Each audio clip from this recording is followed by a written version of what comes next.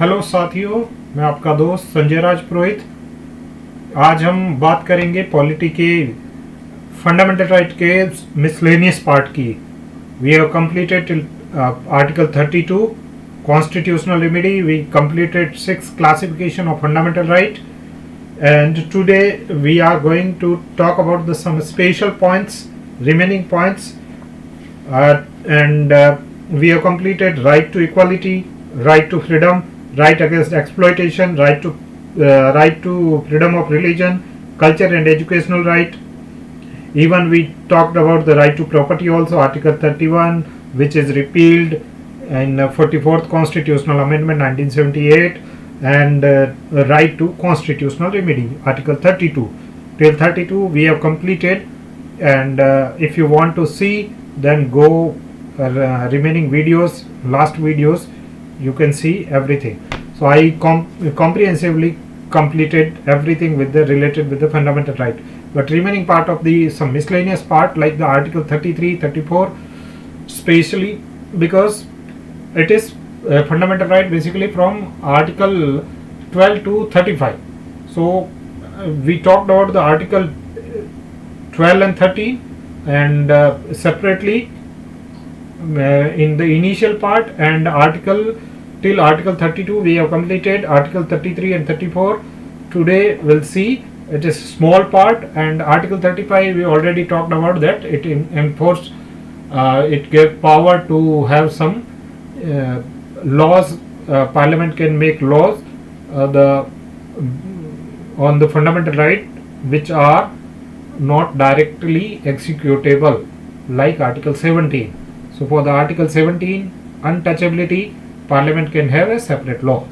Okay, so today we talk about the miscellaneous parts. So first part is restriction for the fundamental right by the Parliament. So what kind of restriction can be overall fundamental right can have in the we are talking about the in context of especially article 33 and 34. So fundamental right mentioned in Indian constitution are not absolute and have a certain reasonable limitation regarding their exercise. These limitation established a striking balance between the individual and liberty and social need. Okay, so we can take the example in the individual, what kind of individual need and what kind of social need. So you have an individual liberty like article 19, right to freedom of speech and expression. Okay, but if you are talking about the article 33, the Parliament can restrict or abrogate by the law of fundamental right in application of Parliament पूरे के पूरे fundamental right को abrogate कर सकता है और fundamental right को restrict कर सकता है। कौन से पार्ट में? The member of the armed forces.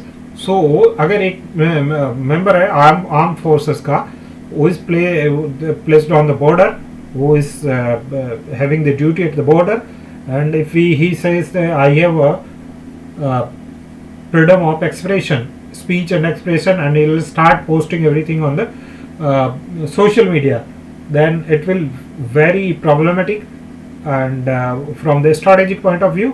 So इसी पर्पज से ये आर्टिकल 33 है। सो एक तो आर्म्ड फोर्सेस के लिए, और दूसरा the forces charged with the maintenance of public order like police. तो अगर पुलिस के हमारे पास complete freedom of expression, speech and expression है, कंप्लीट फ्रीडम है मूवमेंट का, so that can not be. If you are in a service, especially service to maintenance of the public order, or you are in armed forces, your freedom of rights can be restricted or abrogated. Okay, so law passed under the article 33 cannot be challenged under article 13 too. So अगर for example एक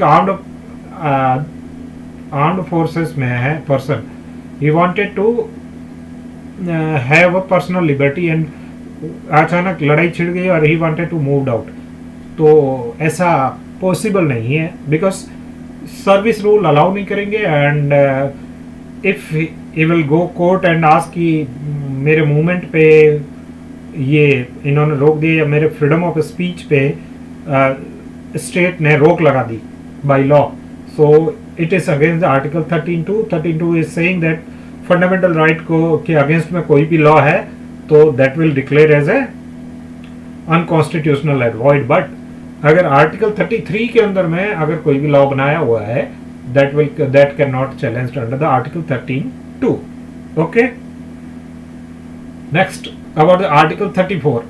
34 is normally while the martial law is in force in any area, fundamental right can be restricted. So like cantonment area, like area where the military are living totally, so in these areas fundamental right can be restricted. So a martial law एक छावनी है, cantonment है इनका armed forces का, तो वहाँ पे somebody will say that I have freedom or right to take information, so I will take all the information related to it. That will not given because that is the under the martial law and your fundamental right can be restricted. Okay, you cannot go there. You cannot have complete fundamental right. So kind of fundamental right according to requirement it can be restricted. So suspension of fundamental right. Now we talk about the how fundamental right can be suspended. So in which circumstances fundamental right can be suspended. So one thing for your understanding I am telling you, USA and Australia में fundamental right कभी भी किसी भी condition में कोई भी circumstances में कभी भी उनको सस्पेंड नहीं किया जा सकता, बट इंडिया में किया जाता है. However fundamental right mention in the Indian constitution are not absolute and has balance between the individual liberty and the social need. Article 358 of the Indian Constitution provide that when the President under the Article 352 declare the national emergency, the fundamental right under the Article 19 are automatically suspended and cannot revived during the period of emergency. Thing done during the emergency cannot be challenged even after the emergency over.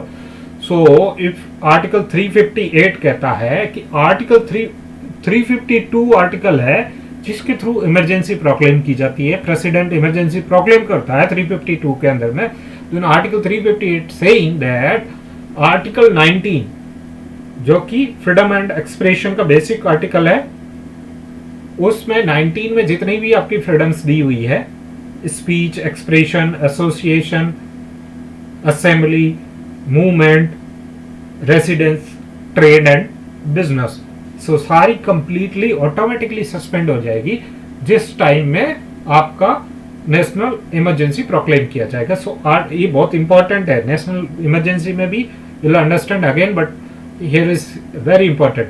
सो अगर जैसे ही article 352 के अंतर्गत national emergency लगी, article 19 automatic suspend हो गया, और अगर उस दौरान आर्टिकल 19 एब्रीज किया गया है तो इमरजेंसी के बाद भी you can not go to court and ask कि मेरा आर्टिकल 19 इस टाइम के दौरान में एब्रीज हुआ है. That will not count as abridges because article 19 automatically suspended. So 358 में एक ही बोला जाता है, 352 के थ्रू ओनली आर्टिकल 19 सस्पेंड हो रहा है ऑटोमेटिकली. ये ऑटोमेटिकली होता है, इसके लिए कोई ऑर्डर की जरूरत नहीं है. Another 359 is empowered that the president to suspend the right to move the any court for enforcement of right conferred under the part 3 of the constitution except article 20 or 21 during the constitution continuation of emergency. It is saying that in article 359 में ये बोलता है कि president एक order के through, जब 352 लगा दिया, 19 ऑटोमेटिकली सस्पेंड हो गया, बाकी को सस्पेंड है वो आपका एक ऑर्डर के थ्रू बाकी सबको भी सस्पेंड कर सकता है. मतलब आपकी कोर्ट जाने के लिए आर्टिकल आपका फंडामेंटल राइट को एनफोर्समेंट करवाने के लिए कोर्ट जाने के लिए वो सस्पेंड कर सकता है कंप्लीटली प्रेसिडेंट ऑर्डर. सो 359 से बाकी सभी सस्पेंड होते हैं और 358 में ऑटोमेटिकली आपका 19 सस्पेंड होता है. हाँ, बट एक एक्सेप्शन है इंडिया में भी. तो हम उसको यूएस एंड ऑस्ट्रेलिया का कंपेयर कर सकते हैं. इंडिया में article 20 and 21 21 life and liberty के लिए है, 20 कन्विक्शन ऑफेंसेस के कन्विक्शन में प्रोटेक्शन के लिए, protection in of conviction, conviction में कन्विक्शन के दौरान आपका जो प्रोटेक्शन है उसके लिए। फॉर एग्जांपल हम तीन दिए थे, ex post facto, double jeopardy and self incrimination. So इन तीनों के अगेंस्ट जो राइट है वो आर्टिकल 20 है। सो आर्टिकल 20 एंड 21 किसी भी सूरत में आपका, यानी कि आपकी लाइफ कोई नहीं ले सकता, और कन्विक्शन के मामले में इन तीनों का जो रोल है उसको भी आपको कोई नहीं हटा सकता। सो 20 एंड 21 के अलावा सारे आर्टिकल सस्पेंड किए जा सकते हैं। 19 ऑटोमेटिकली सस्पेंड हो जाएगा इमरजेंसी में, और 359 के थ्रू बाकी को भी सस्पेंड किया जा सकता है। While under Article 358, the right conferred by the Article 19 are automatically suspended. Suspension under the Article 359 can only be brought about by the order of President. So President के order से होगा. But President has no power to suspend enforcement of the article guaranteed under the. So किसी भी सूरत में कोई भी condition हो, 20 and 21 article हमेशा लागू होंगे, उनको सस्पेंड नहीं किया जा सकता। देखिए, सस्पेंड का मतलब डिफरेंट है डिलीट करने से, रिपील करने। सस्पेंड का मतलब है कुछ टाइम के लिए उनको सुला देना, डोरमेंट कर देना। आफ्टर जैसे ही आपकी नेशनल इमरजेंसी खत्म होगी वो वापस से ऑटोमेटिक रिवाइड हो जाएंगे। सो सस्पेंड का मतलब it's different to repeal. Repeal is different, वहाँ पे आपकी बेसिक जो डॉक्ट्रीन है, बेसिक स्ट्रक्चर की डॉक्ट्रीन है वो लागू होगी, और यहाँ पे आपकी सस्पेंशन में आर्टिकल 20 एंड 21 की होगी, वहाँ 14, 19 एंड 21 की बात होती है। ओके, सो अब एक और है जो फेमस डॉक्ट्रीन है, डॉक्ट्रीन ऑफ एक्लिप्स है। ये क्या है? ग्रहण। एक्लिप्स है मतलब ग्रहण, यानी कि बेसिकली आपका जो, अगर मैं कहूँ जैसे होता है ना सूर्य ग्रहण, या अभी लेटेस्ट हुआ था, वो हुआ था मून एक्लिप्स से। सो यहाँ बेसिकली फॉर एग्जांपल ये सूरज है, ये अर्थ है, ये मून है।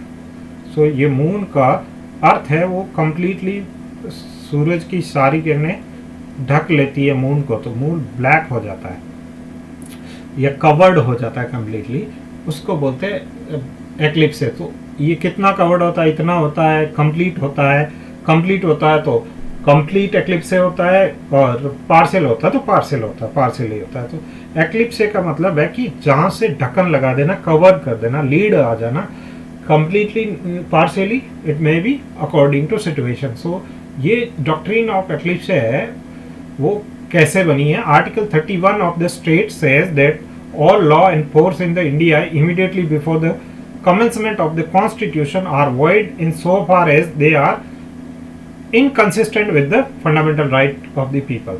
So ये कह रहा है कि commencement of constitution से पहले जितने भी लॉ थे, लॉ तो बहुत सारे अभी भी अवेलेबल है, हमने सबको रिपील नहीं किया, हटाया नहीं है। हम बोलते हैं अंग्रेजों के कानून है, इवन आईपीसी वो भी 1870s का है।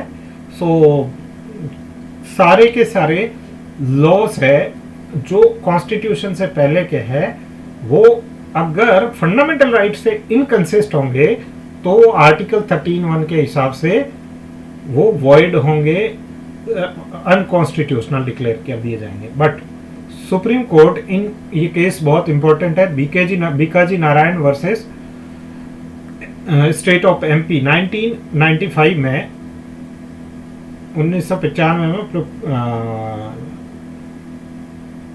propounded doctrine of eclipse clarified that any such law,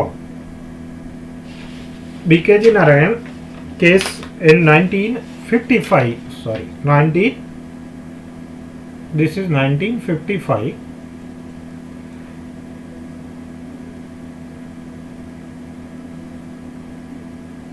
case propounded the doctrine of eclipse and clarified that any such law is not dead all together. कोई भी एक लॉ है, ये लॉ है और ये फंडामेंटल राइट है। तो ये कह रहा है कि ये लॉ अगर फंडामेंटल राइट की वजह से ये इस लॉ का ये पार्ट है, कोई प्रोविजन है, ये फंडामेंटल राइट से मैच नहीं करता, ये फंडामेंटल राइट के इन कॉन्ट्रास्ट है, अगेंस्ट है, तो ये कंप्लीट लॉ नहीं, ये पार्ट है जो फंडामेंटल राइट के अंदर में आता है, ढक जाता है, यानी कि ये इसके एक्लिप्स में आता है, ये पार्ट है, ये पार्ट अनकॉन्स्टिट्यूशनल डिक्लेयर हो जाएगा, ये पार्ट शेडो हो जाएगा, ये पार्ट वर्क नहीं करेगा। So overshadow by the it is overshadowed by the fundamental right and remain dormant or eclipsed to the extent it come under the shadow of the so ये वाला part है, वो ही part काम नहीं करेगा, remaining part is okay. Okay, so मैं आगे बता देता हूँ, ये लॉ है, ये फंडामेंटल राइट है। सो फंडामेंटल राइट से ये वाला पार्ट है वो इन कॉन्ट्रास्ट है। सो ये वाला पार्ट लॉ का, ये लॉ बिफोर कॉन्स्टिट्यूशन की बात हो रही है, ये वाला पार्ट है लॉ का। ऐसा क्यों कर रहे हैं? क्योंकि कुछ बहुत अच्छे लॉ है बट फंडामेंटल राइट से टकरा रहे हैं, तो उनको लॉ को ऑल टुगेदर डेड करने का मतलब है कि सारे कंप्लीट बहुत सारे नए law banana, it is difficult and tedious work. So court ने बोला कि ये वाला पार्ट है, ये ओवरशैडो रहेगा, it will not work, remaining part will be working. Okay, so in Deepchand case, now you will understand in Deepchand case, so the eclipse part especially अगर बात करें तो आपको समझने के लिए कि eclipse part का जो remaining part है become revived and effective again if the limitation brought about by the fundamental right is removed by an amendment to the constitution. It is also valid law when a question arises to determination of rights and obligation incurred before the commencement of the constitution for the determination of right of person who have not been given the FR by the constitution. Means क्या है, अगर constitution को amend कर दिया गया है या फिर आपका law को amend कर दिया गया इस part को, तो अगर ये पार्ट इसके साथ में ओके हो जाता है तो ये अगेन रिवाइव हो जाएगा, ये वाला पार्ट भी। That is all about. In Deepchand case held that this doctrine was applicable to Supreme Court held that this doctrine will be available or applicable only to pre-constitutional laws. So doctrine of eclipse से पहले supreme court ने बोला that will apply for the pre-constitutional law and post-constitutional law cannot be revived under the doctrine. However, Supreme Court in the state of in the Sri Ambika Mill case, state of Gujarat, overruled earlier decision and held that doctrine of eclipse can be extended to post-constitutional law as well. So now doctrine of eclipse is available to pre-constitutional as well as post-constitutional law. So basically I think आपने doctrine of eclipse से understand कर ली होगी। Next और last one है specially pith and substances. ये आपका basically centre state relation में आएगा आपका, बट मैं यहाँ पे आपको जब डॉक्ट्रिन समझा रहा हूँ तो ये भी एक इम्पॉर्टेंट डॉक्ट्रिन है। पिथ एंड सब्सटेंसेस, पिथ का मतलब होता है रियल नेचर, सब्सटेंस का मतलब होता है रियल इसेंस, क्या इसेंस है, क्या नेचर है। ये बताता है कि true object of a legislation and competence of the legislation. So क्या मेन रीजन है कि कोई आप लेजिस्लेचर ला रहे हो और आप उस लेजिस्लेशन को लाने के लिए कॉम्पिटेंट लेजिस्लेचर हो, लाइक स्टेट है वो किसी सेंटर के लॉ पे, अगर सेंटर के सब्जेक्ट पे लॉ लाना चाहता है, that is not a competence of a state legislature. Same है, सेंटर है वो स्टेट के सब्जेक्ट पे लाना चाहता है, that is not competent in general. Okay, so pith and substances यानी कि एक तो लेजिस्लेचर का नेचर क्या है, किस नेचर का लेजिस्लेचर है, क्योंकि वो सब्जेक्ट एकदम क्लियर कितने भी हो कहीं ना कहीं ओवरलैप होता है। सो आपका बेसिकली रियल नेचर जानना होगा, रियल इसेंस क्या है. So pith and substances doctrine called. अब इसी से कलरेबल लेजिस्लेशन और नॉन ऑनरेबल लेजिस्लेशन की निकलती है आपकी डॉक्ट्रिन पिथ एंड सब्सटेंसेस से. लाइक इसी से कलरेबल लेजिस्लेशन को पिथ एंड सब्सटेंसेस से जांचा जाता है कि अगर नाम और फेस तो अलग है और उसका अंदर एक्चुअल लॉ अलग है. वो क्या कर रहा है, सब्जेक्ट है, नाम डिफरेंट दे दिया और कोई अंदर कोई और सब्जेक्ट है. जैसे कि एक बिहार का लैंड रिफॉर्म लॉ था, उसके अंदर टैक्सेस की बात हुई थी. लैंड रिफॉर्म नाम था, ऊपर नाम अलग है, अंदर है वो सेंटर के जो सब्जेक्ट है उस पर लॉ बनाया गया. सो वो एक्चुअल लॉ है, वो जो motivation behind making the law is the different which is sold on the legislation. So दिखाना कुछ है एंड अंदर मतलब कवर कुछ डिफरेंट है, अंदर मटेरियल कुछ डिफरेंट है. सो ये ऑलवेज इलीगल होगा. और इसके लिए एक बहुत अच्छी मैक्सिम बोली जाती है कि you can not do indirectly what you can not do directly. So अगर स्टेट कोई डायरेक्टली किसी सब्जेक्ट सेंटर के सब्जेक्ट में नहीं लॉ बना सकता तो it can not do in indirectly, it is illegal. So colourable substance हो गया आपका pith and substances, colourable legislation, pith and substances and doctrine of eclipse और रेस्ट्रिक्शन ऑफ फंडामेंटल राइट. इसी के साथ में आपका फंडामेंटल राइट कंप्लीट होता है. इसके बाद में हम रिमेनिंग कुछ आगे के थोड़े पार्ट करेंगे and then will go proceed for the next part of this. So that is DPSP. So before that, we'll complete in between remaining part. Okay, thank you. और मुझे लगता है कि काफ़ी लोगों को ठीक लगता है, समझ में आता है. अगर आपको अच्छा लगता है आप अपने दोस्तों के साथ शेयर करिए इसको और अपने नॉलेज को बढ़ाइए इसी के साथ में. और आप अगर मेरा चैनल अच्छा लगता है, मुझे डिफरेंट टाइप ऑफ थिंग्स मैं I'll come up with the current affair as well as different answer writing practices also. So please subscribe my channel, please share it, and for new video please press the button of bell also. Thank you. God gives you prosperity and knowledge and empower you with to celebrate this prosperity knowledge with the larger public. Thank you.